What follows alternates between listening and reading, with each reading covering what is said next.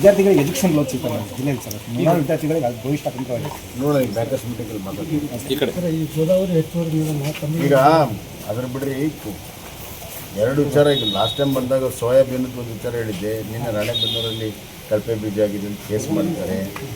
ಗೊಬ್ಬರ ಸಿಗ್ತಾ ಇಲ್ಲ, ಯೂರಿಯಾ ಸಿಗ್ತು. ಮಳೆ ಜಾಸ್ತಿ ಆಗಿದ್ದರಿಂದ ಜಾಸ್ತಿ ಯೂರಿಯಾ ಬೇಕು. ಅದ್ರ ತಕ್ಕಾಗಿ ಯೂರಿಯಾ ತರಿಸ್ಕೊಂಡಿಲ್ಲ, ಸರಿಯಾಗಿ ಸಿಗ್ತಾ ಇಲ್ಲ, ರೈತರಿಗೆ ಸಿಗ್ತಾ ಇಲ್ಲ. ಮತ್ತು ಇದು ಬಂದಿದ್ದೆಲ್ಲ ಹೋಲ್ಸೇಲ್ನವ್ರಿಗೆ ಇವರು ದುಡ್ಡು ತೊಗೊಂಡು ಮಾರಾಟ ಮಾಡ್ಕೊಂಡಿದ್ದಾರೆ. ನಾನು ನೇರವಾಗಿ ಆರೋಪ ಮಾಡ್ತೀನಿ. ಕೃಷಿ ಇಲಾಖೆಯಲ್ಲಿ ದುಡ್ಡು ತೊಗೊಂಡು ಮಾರಾಟ ಮಾಡ್ಕೊಂಡಿದ್ದಾರೆ. ಅಲ್ಲಿ ಸೊಸೈಟಿಗಳಿಗೂ ಕೊಡ್ತಾ ಇಲ್ಲ, ಅಲ್ಲಿ ಲೋಕಲ್ ಡೀಲರ್ಸ್ಗೂ ಕೊಡ್ತಾ ಇಲ್ಲ. ಹೀಗಾಗಿ ರೈತರಿಗೆ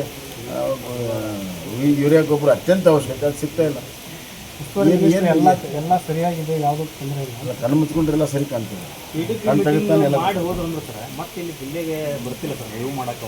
ನಮಗೆ ನೋಡ್ರಿ.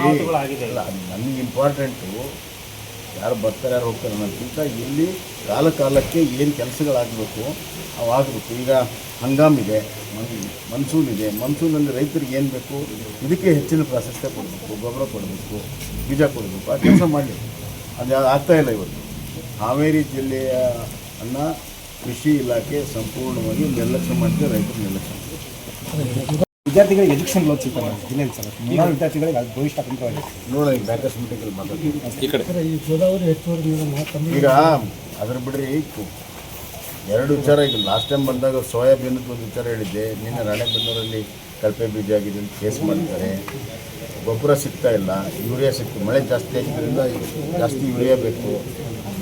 ಅದ್ರ ತಕ್ಕಾಗಿ ಯೂರಿಯಾ ತರಿಸ್ಕೊಂಡಿಲ್ಲ, ಸರಿಯಾಗಿ ಸಿಗ್ತಾ ಇಲ್ಲ, ರೈತರಿಗೆ ಸಿಗ್ತಾ ಇಲ್ಲ. ಮತ್ತು ಇದು ಬಂದಿದ್ದೆಲ್ಲ ಹೋಲ್ಸೇಲ್ನವ್ರಿಗೆ ಇವರು ದುಡ್ಡು ತೊಗೊಂಡು ಮಾರಾಟ ಮಾಡ್ಕೊಂಡಿದ್ದಾರೆ. ನಾನು ನೇರವಾಗಿ ಆರೋಪ ಮಾಡ್ತೀನಿ. ಕೃಷಿ ಇಲಾಖೆಯಲ್ಲಿ ದುಡ್ಡು ತೊಗೊಂಡು ಮಾರಾಟ ಮಾಡ್ಕೊಂಡಿದ್ದಾರೆ.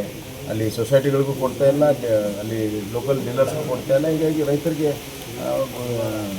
ಯೂರಿಯಾ ಗೊಬ್ಬರ ಅತ್ಯಂತ ಅವಶ್ಯಕ, ಅದು ಸಿಗ್ತಾ ಇಲ್ಲ. ಎಲ್ಲ ಸರಿಯಾಗಿದೆ, ಯಾವುದೂ ತೊಂದರೆ ಇಲ್ಲ. ಕಣ್ಣು ಮುಚ್ಕೊಂಡ್ರೆಲ್ಲ ಸರಿ ಕಾಣ್ತದೆ.